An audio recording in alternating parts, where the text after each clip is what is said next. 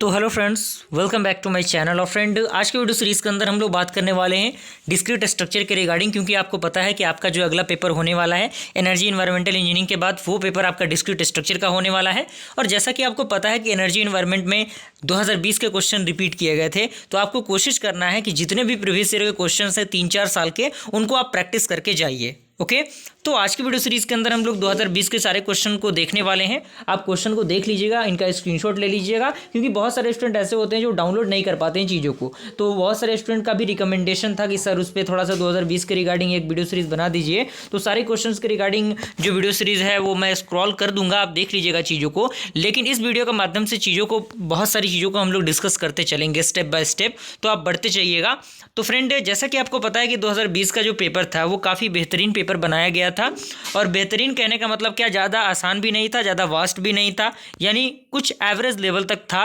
अगर आपने अच्छी तरीके से पढ़ा होगा तो आप अच्छा स्कोर कर सकते थे, और आप करेंगे। तो बेहतरीन ये है कि मैंने शुरू से ही आपको गाइडेंस दिया है कि आप अपने एक प्रॉपर रूटीन को फॉलो कीजिए, क्योंकि हमारे चैनल पे भी बहुत सारे लेक्चर्स अपलोडेड हैं थर्ड सेमेस्टर के रिगार्डिंग। तो मैंने हर वीडियो सीरीज़ के अंदर बताया है कि आप जब तक कंसिस्टेंसी और डेडिकेशन के साथ नहीं पढ़ाई करेंगे, तो कहीं ना कहीं आपको एक ऐसा स्टेज आएगा जहाँ पर लगेगा कि हाँ, यहाँ पर मैंने कमी कर दी है। तो उस कमी को अभी भी दूर करने की ज़रूरत है। अभी भी अगर आप अपने समय को बर्बाद कर रहे हैं, इधर उधर के चक्करों में आप पड़े हुए हैं, तो कहीं ना कहीं उन चीज़ों को बंद कीजिए और अपने जो समय है उनको सही जगह पे लगाने की कोशिश कीजिए। ओके, तो पहला क्वेश्चन 2020 के अंदर क्वेश्चन नंबर 1 का ए पूछा गया है कि प्रूव दैट एवरी सब group of cyclic group is cyclic, यानी प्रत्येक सब ग्रुप जो है वो साइक्लिक का, वो क्या है, एक साइक्लिक होगा, उसको आपको प्रूव करना है। तो ये बेसिकली आपको डिस्क्रीट स्ट्रक्चर का काफ़ी बेहतरीन और काफ़ी इंपॉर्टेंट पार्ट है, जो कि आपके साइक्लिक और असाइक्लिक ग्रुप से पूछा गया है, जो कि ग्रुप का ही पार्ट है। तो आपको इस क्वेश्चन को प्रैक्टिस करना है, चाहे किसी भी रिसोर्सेज के माध्यम से करें आप, लेकिन प्रैक्टिस तो करके ही जाना है किसी भी हाल में। 2-3 साल के पेपर को प्रैक्टिस करके जाइएगा, क्योंकि कभी भी कुछ भी हो सकता है। तो अपने तरफ से सारी तैयारी करके आपको जानी है, सिलेबस का भी रिविजन आपको करना है, क्योंकि 3-4 दिन का समय आपके पास बचा हुआ है। ओके, उसके बाद फ्रेंड अगला क्वेश्चन आपका है मैथमेटिकल इंडक्शन से। तो मैथमेटिकल इंडक्शन डिस्क्रीट स्ट्रक्चर का काफ़ी बेहतरीन और काफ़ी इंपॉर्टेंट टॉपिक है। तो मैथमेटिकल इंडक्शन को आपको बेहतरीन तरीके से करके जाना है, और इस क्वेश्चन को भी प्रैक्टिस कर लीजिएगा। यूट्यूब पे बहुत सारे लेक्चर्स मिल जाएंगे, गूगल पे आपको इसके सॉल्यूशंस मिल जाएंगे। और डिस्क्रीट स्ट्रक्चर के रिगार्डिंग वन शॉट वीडियो आप ज़्यादातर खोजने की कोशिश कीजिएगा, ताकि एक ही वीडियो के अंदर अंदर आपको सारी चीज़ें मिल जाएं। तो वो चीज़ें ज़रूरी हो जाती हैं, क्योंकि हमारे चैनल के माध्यम से हर एक चीज़ प्रोवाइड की जाती है, लेकिन लास्ट मोमेंट पे वो चीज़ें प्रोवाइड कर पाना थोड़ा सा मुश्किल है, क्योंकि वक्त की थोड़ी सी कमी है।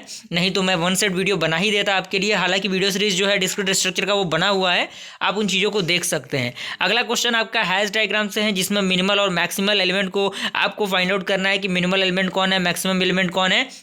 और 2020 का ये क्वेश्चन देखिए फ्रेंड, जो क्वेश्चन आपको कई बार क्लास 10th में देखने को मिला होगा कि √2 एक अपरिमेय संख्या है, सिद्ध कीजिए। तो ये क्वेश्चन भी पूछा गया है आपके बीटेक के एग्जामिनेशन में। तो इस क्वेश्चन को भी आपको हल्के में नहीं लेना है, इस प्रकार के क्वेश्चन को भी प्रैक्टिस करके जाना है आपको।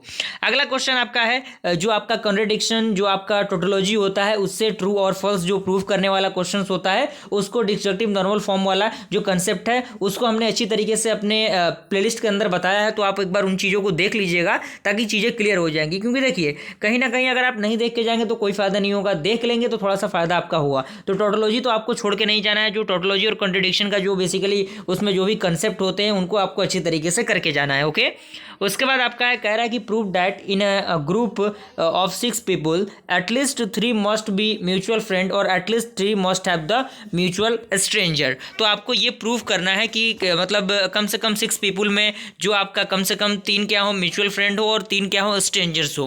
ओके, यानी अजनबी हो। तो उस तरीके की चीज़ों को आपको प्रूव करना है, जो कि कहीं ना कहीं प्रोबेबिलिटी के अंदर ये सारी चीज़ें आती हैं। तो उन चीज़ों को देख के जाना है। और ये आपका आइसोमॉर्फिक और आइसोमॉर्फिक जो आपका ग्राफ होता है, उस ग्राफ के अकॉर्डिंग ये क्वेश्चन पूछा गया है। तो इस क्वेश्चन को भी आपको प्रैक्टिस करके जाना है। Is that clear? उसके बाद फिर एक क्वेश्चन आपको कहीं ना कहीं ये भी आपको मैथमेटिकल इंडक्शन का ही पार्ट लग रहा है, क्योंकि अगर आप इसमें के वैल्यू को निकालना चाहें तो मैथमेटिकल इंडक्शन का जो कंसेप्ट है वो यहाँ पे लगता है। अगला क्वेश्चन आपका जो पूछा गया है वो आपका जो प्लानर वाला पार्ट है उससे पूछा गया है, जिसमें कुछ एजेस हैं, कुछ वर्टासेस हैं, जिससे आपको बताना है कि ये क्या है, लीनियर ग्राफ है या नहीं।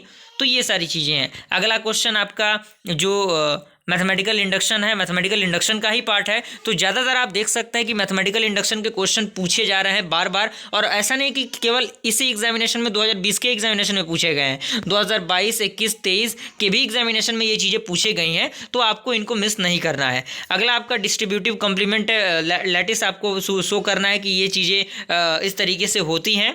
और अगला क्वेश्चन कह रहा है कि so that every chain is modular, यानी प्रत्येक चैन मॉडुलर होता है, इसको आपको शो करना है। तो ये क्या है, ये बहुत बड़े बड़े क्वेश्चन नहीं है, बहुत छोटे छोटे क्वेश्चन है। और ये जो क्वेश्चन है आप देख सकते हैं, इसमें कुछ चीज़ों को आपको फाइंड आउट करना है। Number of integer find out करना है, 1 से 250 के बीच में कौन से इंटीजर आएंगे, ये सारी चीज़ें हैं। और 8 नंबर का क्वेश्चन आपको पता ही है कि कुछ शॉर्ट नोट वाले टाइप के क्वेश्चन होते हैं। तो ये सारी चीज़ें हैं। तो ओवरऑल पिजन होल प्रिंसिपल भी इसमें काफ़ी इंपॉर्टेंट रोल प्ले करता है। तो ओवरऑल मैं टॉपिक की बात करूँ तो मैथमेटिकल इंडक्शन तो आपको करके ही जाना है किसी भी हाल में। पिजन होल प्रिंसिपल को कर लीजिएगा। आइसोमॉर्फिक और आइसोमॉर्फिज्म जो आपका ग्राफ वगैरह होता है, उस टॉपिक को आप अच्छी तरीके से देख लीजिएगा। साथ ही साथ जो √2 एक अपरिमेय संख्या वाला पार्ट था, उसको भी अच्छी तरीके से प्रैक्टिस कर लीजिएगा। और मैथमेटिक्स में अगर आपको बेहतर करना है तो कहीं ना कहीं प्रैक्टिस करने की ज़रूरत है। जब तक आप प्रैक्टिस नहीं करेंगे चीज़ें क्लियर नहीं हो पाएंगी। तो ज़्यादा से ज़्यादा प्रैक्टिस कीजिए। 2-3 दिन का समय आपके पास बचा हुआ है, प्रैक्टिस करेंगे आपको फ़ायदा होगा, कहीं ना कहीं आपका पेपर निकलेगा। ये सारी चीज़ें हैं। ओके, तो प्लेलिस्ट बना हुआ है हमारे चैनल पर भी, और साथ ही साथ देख सकते हैं उन चीज़ों को। और टेलीग्राम ग्रुप भी बना हुआ है। टेलीग्राम ग्रुप में आप डायरेक्टली मुझसे कॉन्टैक्ट करके जो भी प्रॉब्लम है उसको सोल्यूशन को फाइंड आउट कर सकते हैं। मिलते हैं फ्रेंड्स अगले वीडियो में, तब तक के लिए थैंक यू।